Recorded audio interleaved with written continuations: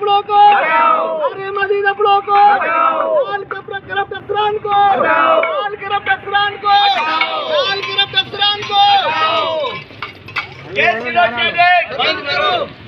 जुल्म के हिसाब से हम नहीं मानते। जुल्म लोड शेडिंग जा रही है। हमारा मसला ये है कि गर्मियों में तो गैस आता है या नहीं आता, असल बात है। मसला ये है कि इस वक्त जो है ना सर्दियाँ आ रही हैं और सर्दियाँ आने से पहले इन्होंने गैस की लोड शेडिंग जो है ना कर रहे हैं। सारा दिन गैस नहीं होता, ये लोग फैक्ट्री को गैस दे रहे हैं, दुकानदारों को गैस रहे हैं, लेकिन आवाम को गैस नहीं दे रहे क्योंकि गैस बढ़ा भी दिया है, गैस के बिल भी आ रहे हैं, लेकिन गैस शक्कर के अंदर नापीद हो चुकी है। हम भूखे जो है वो जाते हैं ऑफिसों को और मदरसों को, बच्चे स्कूलों को जो है ऐसे चले जाते हैं भूखे और हम बदुआएं देते हुए निकल जाते हैं, लेकिन गैस नहीं आता।